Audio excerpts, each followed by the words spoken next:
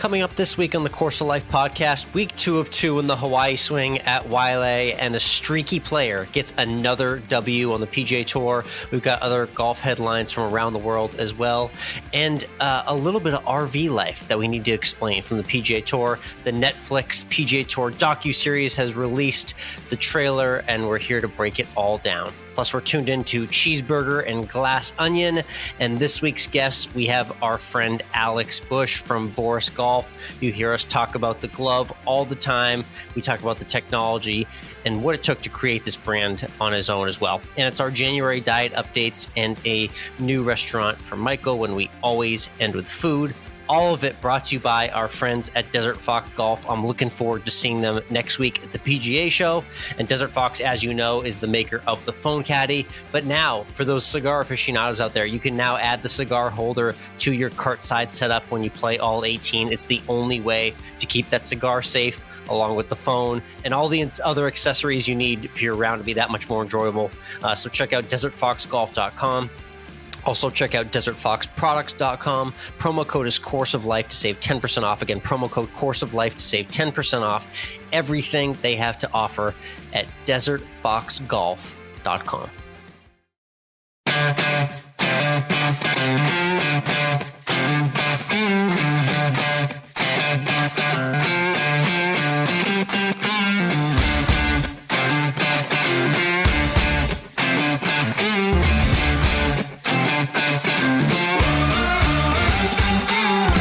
Hello, interwebs, and welcome to Course of Life. We are proud to be presented by our friends at Desert Fox Golf and Voraus Golf. I'm Michael. He's Alex. And Alex, it was the Sony Open in Hawaii at Wailea, a course that, as you said last week, you have fond memories of playing on the video game console back in the Yes, day. how great was that clip I put on Instagram, by the way? I mean, it was classic. The 1997 graphics on Wailea Country Club from N64. Classic. Lots of memories there. So yeah, I knew the course like the back of my hand. That's correct. And we were kind of salivating on Thursday at the end of the first round as Jordan Spieth and Taylor Montgomery were tied to the top of the leaderboard. Our friend of the show, yeah. Big friend of the show, Taylor Montgomery. Easy money, Taylor Montgomery, as we call him now. And Jordan Spieth did a first. He led a tournament and then missed the cut after the first day. That was pretty crazy to see, yeah, because we were so focused on Taylor and his performance throughout the rest of the week that it took me till Sunday to realize that Spieth had set some history in a really bad way, going from first to missing a cut. Definitely, something like you said, something we'd never seen on tour. Yeah. But Siwoo Kim ends up taking the W, his fourth win on tour. He wins by one stroke over Hayden Buckley. If you haven't heard of him, that's okay. He's new. So Siwoo Kim, known for hitting drivers off the deck. That's kind of one of his marquees. That's a cool little marquee, by the way, too. I know. It really kind of is. So fourth win now on tour. He's a surprisingly good golfer when he decides to be good. Yeah, quite streaky is the word I put on Siwoo Kim. He had that unbelievable chip in to solidify things, and it was very impressive down the stretch when he needed to be. You know, he's just one of those players that's a little bit of an enigma, especially for the golf betting community, because we're always looking at trends and looking to find guys that are due or rising, or their performance are getting better, or the analytics are trending to show us he's going to perform. And Siwoo Kim traditionally provides none of that. He wins with little to no form and at seemingly random moments, and I think he did that again. But shout out to him for striking lightning for now the fourth time on the PGA Tour. Yep. Speaking of Taylor Montgomery, he ended up finishing 12th for the week. Love it. Top 20 Taylor. That's the sixth one of the season 20. Now. I know. Let's look at your other picks. Nate Lashley, also a former guest on this podcast, after he had his W a number of years ago. That's right, yeah. One win on tour, the journeyman with the amazing life journey. He finished 7th, so top 10 for him. Since that W, he's had a number of top 20 finishes on tour for the last couple of years. So he's had a pretty good kind of late. Enough to keep his card around since we last talked to him a few years back. A couple other guys that are for previous guests, Dylan Wu and Austin Trezlo, who Monday qualified. They both missed the cut, but we'll see them again soon on the tour for sure. And one other headline I want to get to from the press conferences at Wailea, Mike, had to do with Jordan Spieth. He did have the first to miss cut rarity performance there. But the real headline he dropped is that Jordan Spieth and the Spieth family, wife and now baby, they are going to be an RV family family, when they get back to the mainland for the West Coast swing and the Florida swing, they're going to go week to week and take the bus on the road from tournament to tournament. Your thoughts on Spieth going to RV life here for the next couple months? Are we low on cash? Are we trying to just save money here? I'm pretty sure that Jordan Spieth is flush with cash just because of his success as a golfer and his deals going on. So I don't understand why we're going to confide ourselves to an RV. So first off, Mike, ready for this? Yeah. What wife's idea and plan? Okay. Well, if the wife wanted it. Okay. Yeah. There you go. Okay. You're backing up already. Good. So wife idea and plan, wanted to bring the family on the road was kind of the sentence he was laying on in the press conference. So he wanted to bring the family on the road, keep everything really close to home, and couldn't be any closer than on an RV. I'm guessing this is not your father's or grandfather's RV. You may have walked in once before in your younger years. That this is probably the real deal. He's hired a driver and everything. So I'm curious to see if we ever get a tour of the thing to see what it looks like inside. Oh, I'm sure we will. If we don't get a tour, then I'm crying foul. I completely expect a Hopefully drone. That'll be upcoming content for golf. I want to see a drone fly into the RV and kind of fly around like we've seen. We've seen crazier things with drones in recent years. Yeah. It's true. The other big thing that dropped this week in the world of the PGA Tour was the teaser trailer for Full Swing, the Netflix docu-series where they were filming all last year, had no idea that they were going to be filming during the LIV golf saga that would kick off and the amazing drama that would go on tour. The teaser trailer, though, is very light on that aspect of what happened during this past year, which makes me question whether this docu-series will actually include a lot of it, because that's the story I want to see. No, right? I think they're going to go in on it, Mike. I think they're just going to slow play you a little bit. I think they're really following in the F1 Drive to Survive footsteps, and they want to follow that exact same mold. So they're really going to start and keep it athlete, team, coaching centric, and really go into that life. And then I think with time, fortunately, because of the way 2022 worked out, it really didn't become a big story until the spring or summer months. So they have a little bit of time before things got crazy with the LIV controversy to at least introduce the players and the stars. But they've got an equal amount. If you took a look at the cast that was revealed, a pretty equal amount. There's at least 3 or 4 LIV defectees that were filmed for the entirety of this docuseries, which is going to be good because we're going to get to see the behind the scenes of them making that decision, and also of the guys that didn't make that decision and decided to stay with the PGA Tour. That's really the crux that I hope does get highlighted. I think your concern is going to get quelled with time as the series goes on, though. It better be. Yep. It drops on Netflix February 15th. That's going to be awesome. I'm going to say it right up front right now. I don't know. I'm assuming they're going to do a full season drop, like 20 episodes. Oh yeah, we got to discuss that actually. This is fun to discuss because we always talk about this in tuned in with everything else outside the world of golf. Let's talk a little bit of drop. Is it going to be a few at a time or full season? All reports seem to indicate I think it's going to be a full season. That's what Netflix does. Netflix drops everything unless it's a contract with whoever they have. Like British Bake Off is because they're airing at the same time it's airing in Britain. So I expect a full drop. That said, I don't binge. I don't do that. So we're going to have to do a episode every week kind of thing here. I will do one episode a week with you. I can tell you this might be one of the few things, and you know me, Mike. I am like the anti binge guy. I am like recording weekly cable sitcoms and watching them once a week for 22 minutes. Like I am that guy. I might binge this one. I haven't anticipated content from Netflix in a long time like this. So we'll see once February 15th rolls around. All right. So February 15th for Full Swing on Netflix. Let's jump around to the other tours out there because it is January. It is a new year. Things are happening. The DP World Tour held their inaugural Hero Cup, which was held in Abu Dhabi. It was in the desert out there, and it was Ireland and England against basically the rest of Europe. Fun little team competition they put together. I was having some coffee with it this past week, so I saw some clips in the morning. It was a nice way to wake up and watch. But just a little miniaturized AAA version of a Ryder Cup or Solheim Cup, essentially is what was going on within the confines of the DP World Tour. I wonder if the DP World Tour was like, and Europe was kind of like, hey, U.S. has the President's Cup where we don't get to play in it. I guess we need our own thing where they can't play with us. Yeah, it was kind of fun to watch. There were some pretty good pairings out there. I saw Shane Lowry hit some good shots, and it was a pretty good field for a limited amount of guys. Obviously, with the team competition, Continental Europe ended up winning, nice little coffee and DP World Tour to get the schedule going again for my mornings. That's true. The question is, so Francisco Molinari, who led Team Continental Europe here, future Ryder Cup captain? Definitely. Yeah, man. He's been around a few teams now at this point. I feel like he's definitely waiting in the wings. He's been part of that contingent, for the last 10, 20 years. It's brought a lot of success to Team Europe. So he's on the short list, if nothing else. The LPGA is starting off their season this weekend with the Hilton Grand Vacations Tournament of Champions in Orlando. Danielle Kang is the defending champ from last year. Big season for the LPGA Tour this year. Huge. It is, yeah. And this is making a lot more sense that this event's in Orlando because next week when I'm at the PGA show, there's a really good LPGA Tour contingent there next week at the show.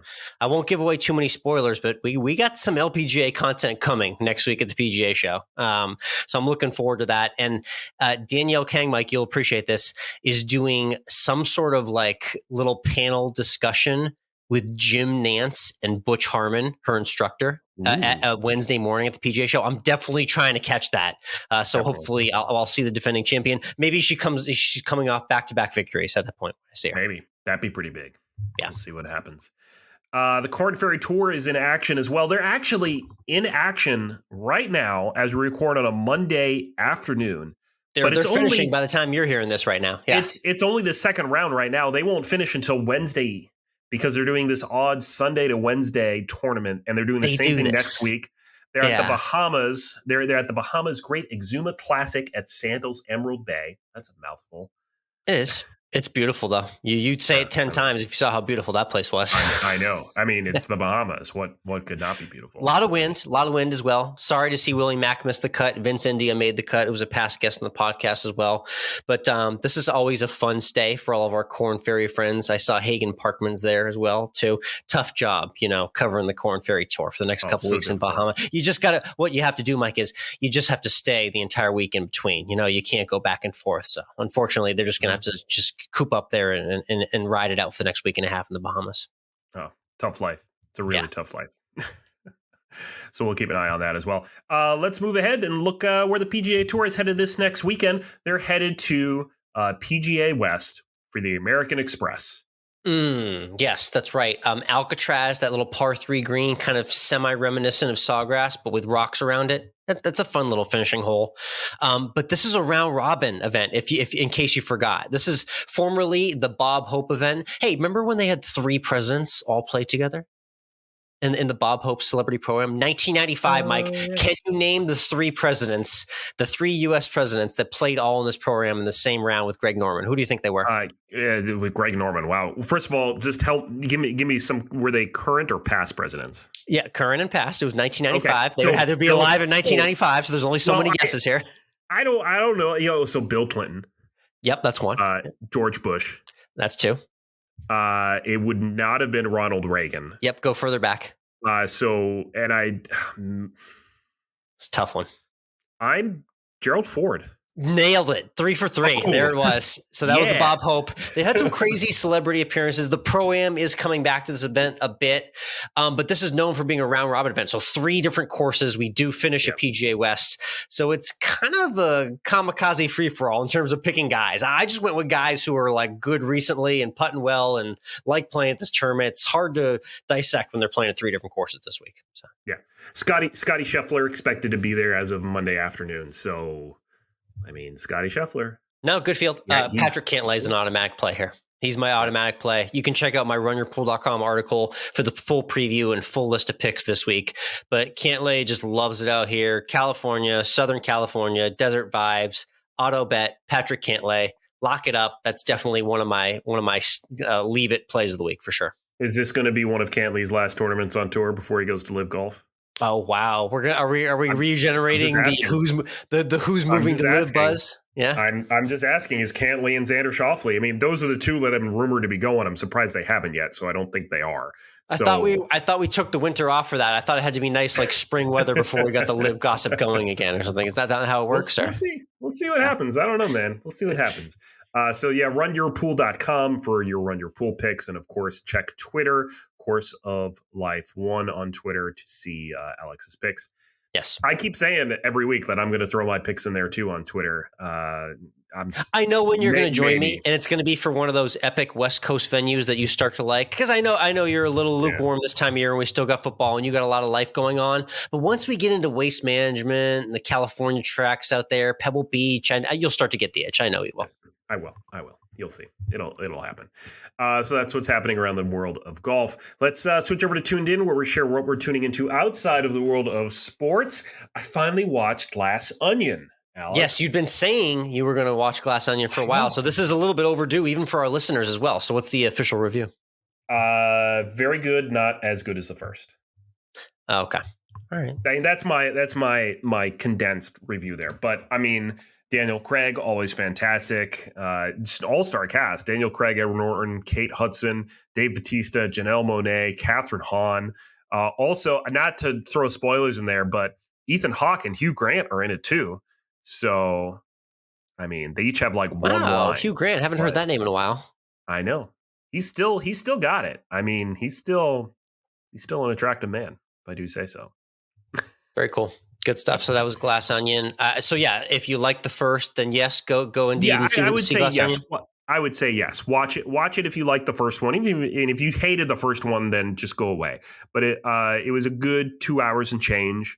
It was an enjoyable movie. It kept my interest the whole way through. It was still very good. It just wasn't as good as the first. And there's something about a first that always is like the novelty of the first in a series. So there are some, I don't want to call them tropes, but there are some themes between the first and the second one that repeat. So it's not as, there's a nice twist on it and everything, but it was good. I thought it was good stuff.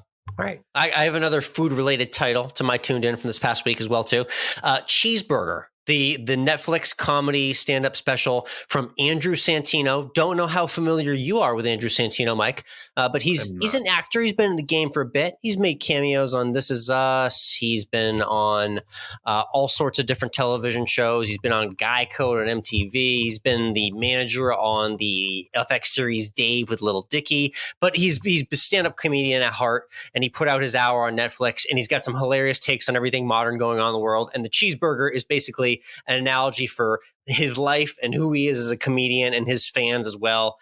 He really molds it all together very nicely.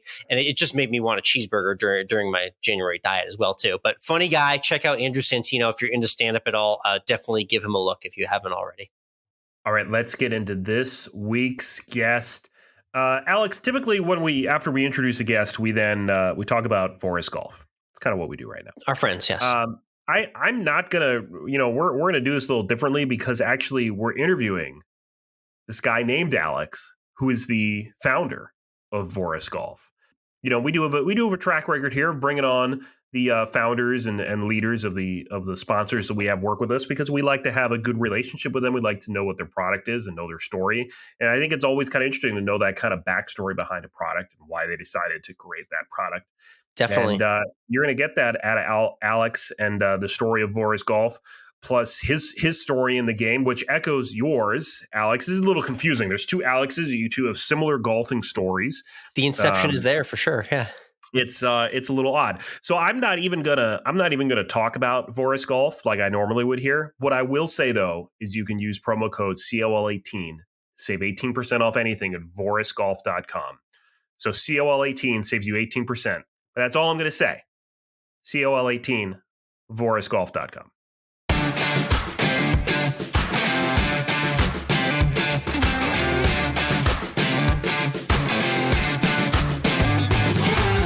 Next up on the tee, we have an entrepreneur that created the Voraus Golf brand. As you know, they're a part of the team here at Course of Life. We're always rocking the V on the golf course, and here to tell the Voraus story is Alex Bush. Alex, thanks for joining, man. How you doing today? Good, Alex. Thanks for having me, man. Happy to finally hop on the podcast. Definitely. Yeah. I wanted people to hear the story about the product and what actually goes into Voraus, the name itself. We'll get to all that, but I want to just start with kind of your background as it pertains to the game. I love asking people about their earliest and first memories of playing with the game, playing the game of golf. What are yours? Yeah, definitely. So my dad, when I grew up, he was a big golfer. My grandfather was when I was real young. Same. Yeah. They tried getting me into golf, but I wasn't really into it. So I more or less used my golf clubs as toys in the woods, messing around, because I wasn't a huge fan of it. But I really picked up golf in high school, tried out my sophomore year, made the high school team. So I really picked it up then, and then, absolutely fell into it and became my biggest passion. So I played all 3 years varsity golf. And then when I went to college, I went to High Point University down south and ended up doing some club golf there. And then, it's just been recreational since, but it's something that, I'm happy doing 24/7. If I can be on the golf course every day, then I'm living a good life. Absolutely, man. Yeah. And High Point, that's a D1 program, correct? As well in North Carolina there? Yeah. Yep, So, that would have been. Yeah, I was actually going to try out for the team. I did try out, had a good first round, shot about a 75, and then kind of crumbled on the second day. So that didn't happen, but I was happy to play. You and me, we have like the exact same story. I went to a small Division I school, which we talk about a lot in the program, Quinnipiac University, and I tried out and had obviously that one great round, and then maybe the one that may have changed my course of my college career did not happen. Hey, but that's a lot of us out there. So yeah. we are the everyday golfer, but we're still out there hacking around, and we love the game. It's a great story to tell, though. Let's talk about the funny angle, which I want to get into regarding how Voraus as a brand and the idea got created. Let's just first talk about technology in the game of golf, because I look back to my younger days and like the first time technology in golf really blew your mind and like blew my mind. Mine was really simple. It was the rangefinder and just the idea that you could pick this device up and get like an exact distance to the hole. That was such a foreign concept to me as a kid playing the game. There was the little scoreboard in the cart before you even had a GPS golf cart as a kid growing up that might not show you the map of the course, but it would give you some news headlines on your golf cart where you were playing. I'm curious, when you look back at your childhood, what were the first like signs of technology that really blew your mind in the game? Oh, no, I definitely agree with those two right there. Looking back at it, I was kind of astonished when they started doing the GPS apps when it was, 19 holes and 18 birdies. Just the fact that it kind of advanced the game so much for the casual golfer, just because, you had your yardages exactly and you could pick where you had to look, and you've never really had that opportunity to see exactly how far the sand traps were and whatnot. You're always playing from, the red in the middle, the 100-yard marker, the 150, and then you're kind of always guessing from there. So that always blew my mind because, like you said, when we grew up, young, high school, even college, I don't even really remember much technology being in the game. Yeah, we're in that similar generation for sure. It's an interesting story to tell, the way the generations change with technology and how everything has morphed. And with those apps that you talk about, it's fascinating because what those apps allow golfers to do is kind of like tell their own story. They get to like put themselves on a leaderboard, put themselves on their phone, track their stats as if they're a PGA Tour player. And I feel like it kind of really livens up the event of playing. And it's not just, oh yeah, I shot 100 and something because I stink. Well, no, but what did you actually do? And how can you quantify that into stats and make yourself better? That's really changed the way I feel like a lot of people have thought about the game as well. Oh yeah, I definitely agree with that. It like you said, it allows you to get better, see where you're at, but it also allows you to kind of, compete in a way. If you're not near your friends and you're still out golfing, you guys can see each other's scores and like, oh, he's getting better, I'm competing, I'm getting better. So it allows like some friendly competition still, which I think was awesome. Very cool. All right. So everyone's wondering, all right, how are we connecting this to a freaking golf glove? Okay. Let's explain how this and how Voraus was born and the idea of what how the golf glove plays a role in these apps and these on-course experiences on your phone that golfers are so readily, looking for and using while they're playing. How did that all play into, the birth of what is now Voraus Golf? Yeah, definitely. So I'm from upstate New York, small town called Oswego, where snow winters are more abundant than the golfing summers. And growing up, or not even growing up, once we got into college, they kind of came out with those winter gloves that had the touch phone technology in it that allowed you to, use your phone without taking your hand out and freezing. Yes, yeah. So, I was used to that. And then kind of like we were talking about, as the technology came into the golf world, using the apps and everything, I started to notice that with our gloves, especially me being a lefty, so my gloves on my right hand. So, texting with that on is a lot more prevalent than maybe for right-handed golfers. But, I noticed texting was annoying. You'd miss a text here and it just wouldn't come through. So I kind of noticed that with every glove I tried. And then I kind of just came back to my roots of those gloves in the winter. I was like, that's a genius idea. I've never seen that in a golf glove anywhere. I don't know why anyone doesn't do it. The technology is picking up, whether it's the smartphone or the screen on your phone, your watch, the golf carts have them now. So that's kind of really where it all fell in. And I designed the through touch concept from that.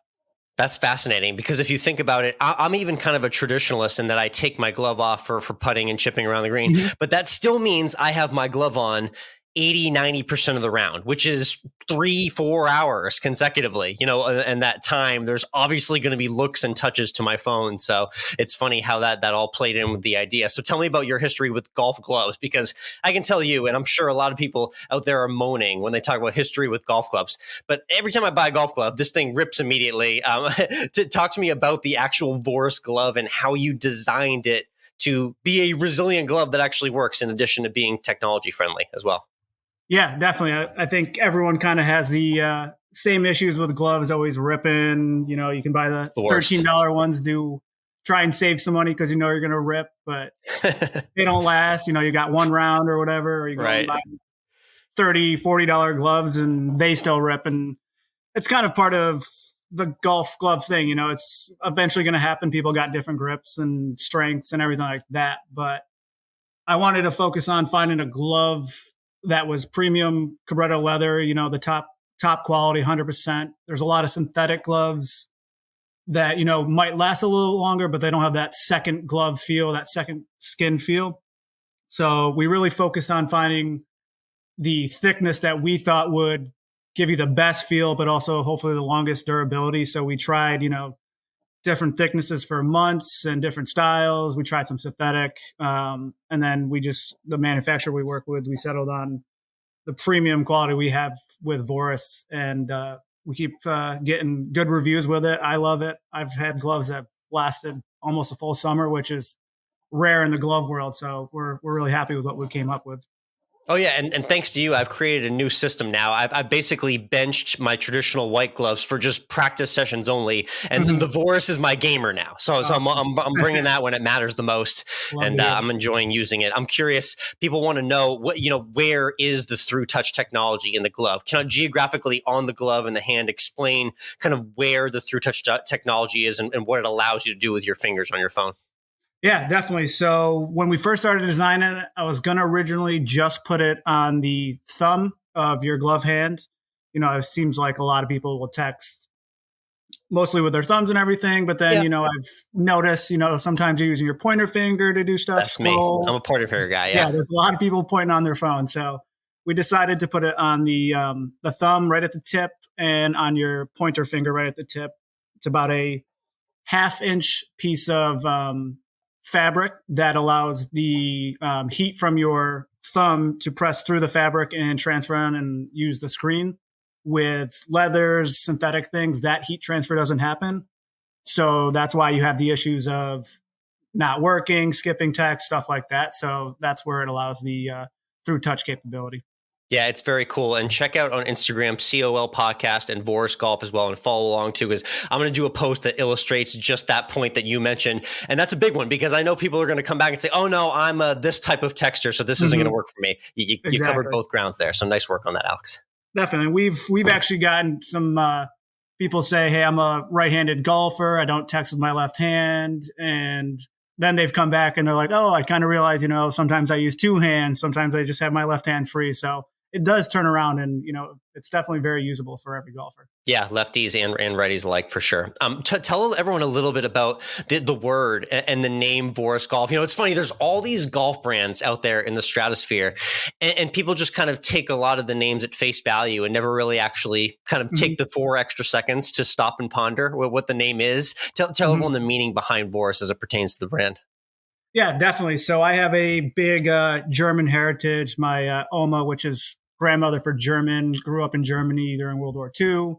So it's a very big history for us. And I've always enjoyed the German language. So when I was thinking of names, I was thinking of technology and advancement. And, I kind of came back to German. And Voraus actually means advancement in German. And I thought that fit perfectly, while also playing a homage to my history. Very cool. Advancing the game. And that's what we're all about, advancing the game and advancing the experience on the course as well, too.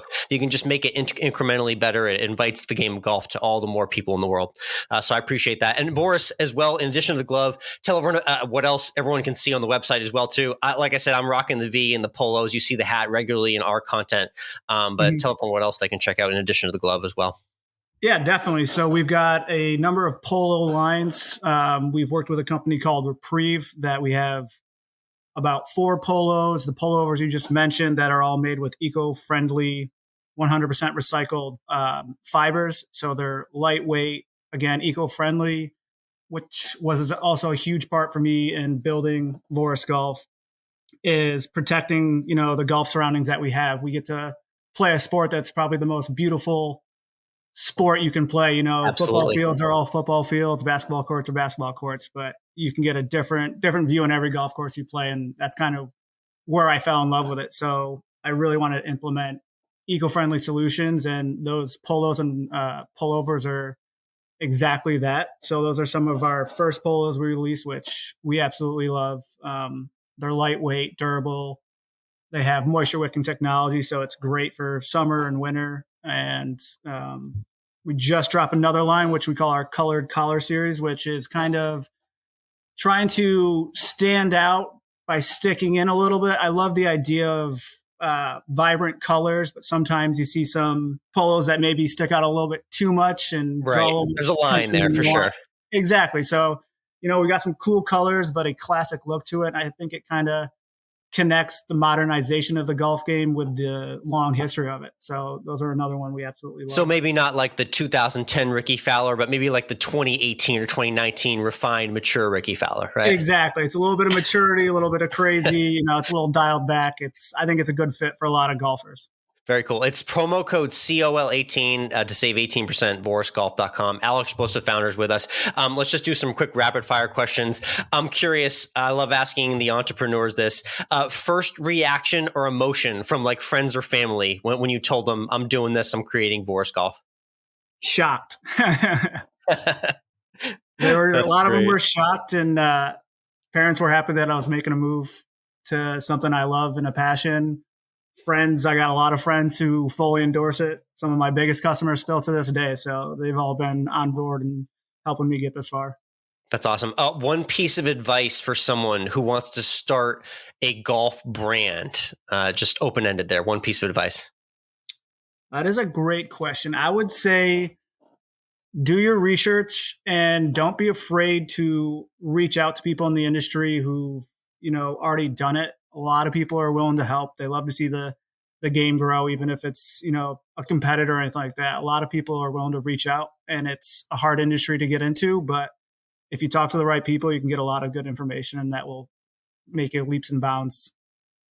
Yeah, the golf community, from a networking standpoint, is unparalleled. Yeah, I see it all the time through the networks that you and I have created, and it just never seems to end. We all love the same game. We have that same passion. Let's talk about your game as well too.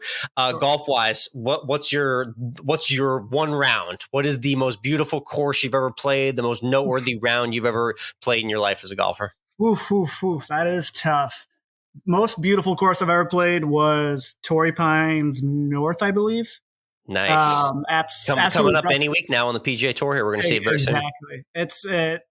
Being on TV doesn't do it justice by any means. Sadly, the round wasn't quite what I wanted, but just the breathtaking views and the Immaculate course was definitely sticks out in my mind for sure. But me and a bunch of our buddies are actually going down to Pinehurst at the end of March, and we'll be playing Tobacco Road. So I'm thinking that might jump up there. Ah, yes, I have seen bits and pieces of that course. Okay, look forward to that content as well too, and those rounds. That's gonna be fun. Nice. And yes or no to music on the golf course?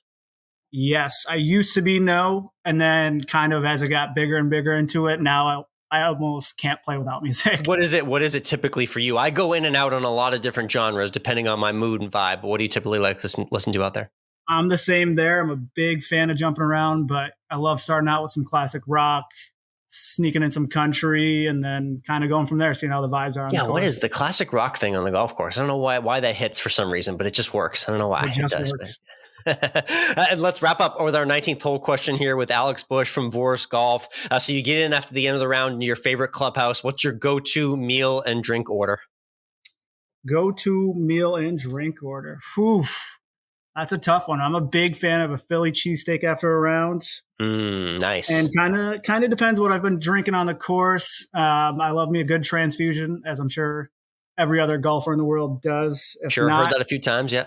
Yeah, if not, a nice cold Coors Light really does the job. Draft. Nice. And I think that might be the first cheesesteak answer we've ever gotten for that question in the history of the podcast. So hey, they can hit correct sometimes. Absolutely. Yeah. Alex, thanks again for hopping on and telling the Voraus story. Again, it's vorausgolf.com. Check out the brand and everything they're doing with the glove and get it for yourself as well. Alex, keep hitting them straight out there and best of luck with everything with the brand too.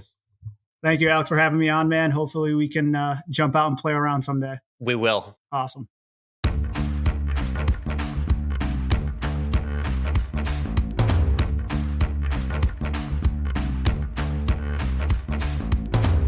And we're back. Great chat there with Alex, taking that technology from a ski glove, which I have in my ski glove, which I don't ski that much anymore.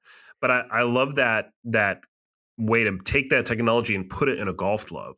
And I'm surprised it took that long. I'm surprised more of them aren't doing this, really. And that's what we're here for, is like, I love finding partners like this who have ideas that just make you say, holy crap, why has this not been in our life longer? Like this glove needs to have been in our life a lot longer, especially when you think about how long smartphones have now been in our life and how important they are to our lives and tracking everything we do on the golf course as well. So glad to see that Alex is a partner of ours and we love supporting Voraus and everything he's doing. And I know you appreciate his 19th hole answer as well too. I mean, speaking of things that just make sense, cheesesteak after a round. I mean, it's just, that's a great The follow-up question with him, though, that you should have asked is whether it's with Cheese Whiz or not. Because he's not, like I'm assuming not, because he's from upstate New York. So, which is also just an odd, I would expect maybe like a cheese, beef on weck if you're upstate New York. That's a very Buffalo thing. I know there's some sort of, like local Philly way to say like what type of cheese you put on it. And I don't know that. And I know it's like Pats or Geno's or whatever. But like Philly wit, I think is what I use to say wit or so. My move is what I love, and the Philly people won't like me for this, is I love a good buffalo chicken cheesesteak. If you haven't had one of those, get yourself one of those in your life. That's a good move. Yeah. Anyways, if you like that conversation, then feel free to hit that subscribe button right now. We appreciate the support of us at Course of Life and Voraus Golf as well. Like Mike mentioned at the top, COL 18. We love Voraus Golf, so go there and save as well too. Let's talk football. Yeah, how about you? I'm having a great, I'm having a great week. I don't know how you're doing, or if you're even paying attention, because I know your Patriots aren't even in the playoffs. Yeah, it's late January, and we're still talking Giants football right now. Mark your calendars for this one. This is a moment here. Oh my God. The Giants beat the Vikings in Minnesota. A commanding victory. I mean, it was close, but still a commanding victory. It was. They controlled the majority of the game, and I picked them. They were 3.5 point underdog. I picked them in the game. I liked them the whole week, because the Vikings, they were just playing on the edge the whole season. They were the team of desperation that needed 35-point comebacks here and crazy moments there and amazing plays just to sneak by the skin of their teeth. They were due to have a game like this. The letdown was there, and then Kirk Cousins does Kirk Cousins things at the end, and wow, you did it. You stole one on the road. Nice job. I mean, pretty awesome. The unfortunate thing is now we have to go into Philadelphia. Speaking of cheesesteak, to go into Philadelphia Yeah. Honestly, Giants at Eagles Saturday night. You're about a touchdown underdog in that one, Mike. You were 3.5-point underdog against the Vikings. I mean, the one thing I'll say is that the season and the progression and how well Daniel Jones and Saquon Barkley played this weekend makes me have a lot of faith that this team has figured it out. So, that was the Saquon Barkley I texted you that I've been waiting to see for a long time. That was long overdue in all facets of the game. Yeah. If they can keep doing that, and if Brian Daboll can continue to coach this team the way he has, and they can pull something out, they can do another Statue of Liberty or something like that against Philly and pull out some tricks maybe. I mean, yes, I think the Giants, if they can get past Philly, I have really good faith in the Giants. But Philly is the This is the behemoth. This is the Everest. They have to get right to the Everest right off the bat here in the divisional round. So it's going to be quite a Saturday night indeed for that rivalry for sure. Other crazy games in the past weekend. The epic Jags comeback. I know you knew someone who was at the game, and this was a game where I had bet the Chargers and basically went to bed and just threw it on DVR thinking, all right, I already hit the finish line on this one. There's no way anything crazy is going to happen here. And lo and behold, Trevor Lawrence pulls history out of all quarterbacks. I mean, my neighbor has season tickets to the Jags, and I've felt horrible the last couple of years for him and going down to Jacksonville every Sunday for a game. And they were there Saturday night. I have not had a chance to talk with him and find out how amazing it was to be in the stands for that game, but I'm sure it was pretty epic. The only thing I could possibly think of how it felt to be at that game is when Quinnipiac played Central Connecticut State. And the half-court buzzer beater. We weren't there, but we were in the dorms. I remember that. One of our better, just walk-off college moments is just half-court buzzer beater to win a game. That never gets old. That always sticks in your memory. So. Yeah, that's the only thing I can possibly think of to compare. So the Jags win. I mean, look at that. Speaking of Giants, not talking about Giants late Saturday, we're talking about the Jags late in January. So now they have to go. They have to do their Everest. They go to Arrowhead and play the Chiefs, the 1 seed on the AFC side. And the other matchup is going to be the Bills and the Bengals. So interestingly enough, that game that got canceled because of the crazy DeMar Hamlin situation ends up just getting replayed. But basically, it's going to be Bills-Bengals for the right to play the winner of that Chiefs-Jags game after they snuck by the Ravens. Good stuff heading into divisional weekend here. I'll have my full preview up of all the games and who I like. But it was a decent weekend for me, a slightly above 500 overall with my picks wildcard weekend. So I hope to continue the momentum for sure. I just have one more question before we move away from the NFL. That is, who has a better chance of winning in the divisional round, the Giants or the Jags? Don't tell me who you're going to bet on if you're going to bet on any of them. Just tell me who you think has. You already know the way my brain thinks because I was already about to spit the lines out at you. Yeah. The Giants have the better chance to win the game, mainly because I think, and I wrote about this in my article, of the 2 1 seeds coming off the bye, I think the Eagles stand a slightly higher chance to come out flat. And that doesn't mean that they're not going to play a good game for quarters 2 to 4, but the Giants do have an opportunity ahead of them starting early Saturday night, where if they can get out to a lead and kind of play from in front like they did in Minnesota, they stand a chance to stay in that game and potentially pull off the upset. All right. We'll see what happens. Again, runyourpool.com for Alex's full picks for the divisional round. Just trying to make up for a horrible regular season. Really, basically, yes. That's all we're doing at this point. Let's touch briefly on how Georgia is back-to-back champions in college football after they murdered, demolished, dismantled, humiliated, thrashed, picked apart, waterboarded was the one I came up with the other day. Actually, that might be a little far. That's illegal. That's not allowed. I was wondering how you and the crowd might take that one, but that's how bad the beating was in the national championship. I was getting to words like that. Yeah. Was this okay? We see games like this, and this is where we haven't seen it maybe as much since we now have like a playoff system, but where the national championship game is just like a joke. The semifinals have been lit the past few years, Yeah. but the national championship game has been a bit of a letdown in some of the more recent years. Is this a result of Georgia being that much better than TCU? Is this TCU didn't belong at all? I mean, what was this really? What do you think this really was? It stinks because I'm the champion and the cheerleader for the Mr. Let the little guy in, give everyone a chance. Me too. Let's see how. But look at this though. Look at what we just got right there. When the little guy gets his chance against a true Goliath, that's what actually happens. And I'm excited that we're expanding to a 12-team playoff in future years, but I fear that we might see a couple more of these in an expanded playoff. So just hopefully it's not the national championship in years to come. Yeah, we'll see what happens. Georgia for a three-peat next year. Well, the state wants it. Why not?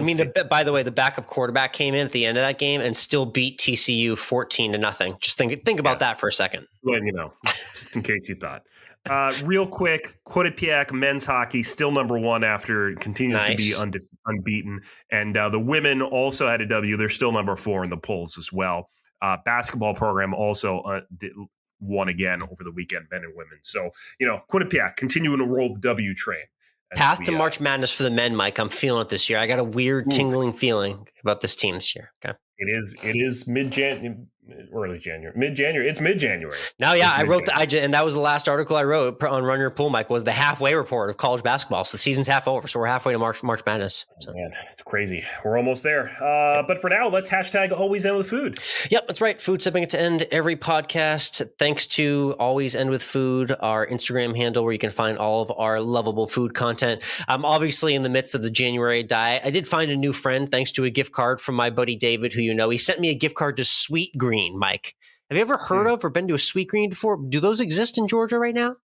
Not in Savannah. No, yeah. So it's a growing national chain that's getting out to more markets now, based in the West Coast, got out to here in Austin, but it's essentially a bougie salad and bowl, fast casual restaurant. So we spent through that gift card, and I've been working through those salads this week. That was the highlight of my week, and that shows you where the diet is. Still going strong, but very ready for the finish line, which is about a week and a half from now as you listen to this. So you're doing much better than the wife and I are doing on the diet. We're just... Still no bread. Still no bread. I've turned down bread at lots of different corners so far this month. Still no bread. We were tired. I think it was Thursday, and we were like, let's go out to dinner or something. Or maybe it was Friday. I don't remember what day it was. And we were going to go to Chipotle, and you get healthy options at Chipotle. You can. And we're walking up there, and this Chipotle is right next to a Five Guys, and the wife goes, "I really want a burger." I mean, don't we all? I mean, burgers has rang through this podcast from Ali Khan to Andrew Santino. Yeah. I have burgers on my mind lately, in case you can't tell. We got a burger. So. Oh my God, Mike, tell me everything. What did you get on it? How great was it? Oh my God. I got a little cheeseburger with bacon all the way. And, she got whatever she got. She doesn't get much, and then obviously fries. So that sounds so glorious. Anyway, let's talk about the real thing I want to talk about with Always End with Food. That was going to a brand new Savannah restaurant called Shuck, which is a counter service Mediterranean.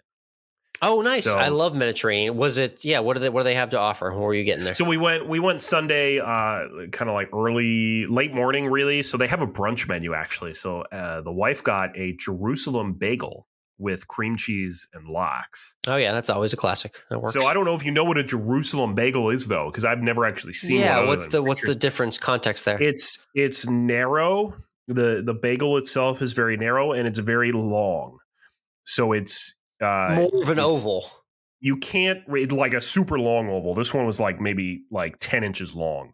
Interesting. And you don't really it didn't come sliced and toasted. You just kind of rip it off. It's almost like a long a circle breadstick or an oval breadstick. Basically putting bagel in baguette-ish form. I don't hate that. I'm fine with that. Sure. That works for me. Yeah. And I got a chicken shawarma bowl over couscous, and it had a little scoop of hummus and some cucumber salad and some pickled cabbage in there too. It was all delightful. Very good. It was fantastic. Yeah. And it's nice to have, it's nice to have a counter service place every once in a while because sometimes you just don't want a server. Oh yeah, amen to that. No offense to the service industry. I work, as a restaurant employee, as a food service employee. No offense to my brethren in that part of the world, but sometimes I just don't want to deal with you. Oh, and this is coming from two guys who like to go out to eat and do it fancy and formal once in a while. But for the most part, when we're going out, it's the fast casual counter service, $10 to $20 an entree. Let's keep it basic. Let's get in and out and enjoy ourselves. So, Yep. Amen to that. That was Always End with Food, indeed. Next week, we have another great episode coming your way, and I'm heading off to the PGA show, so a lot of fun content coming. Follow along on Instagram at COL Podcast. I'm at Course of Life Alex, and he's at MWRINC. Thanks for tuning in. We'll see you next week.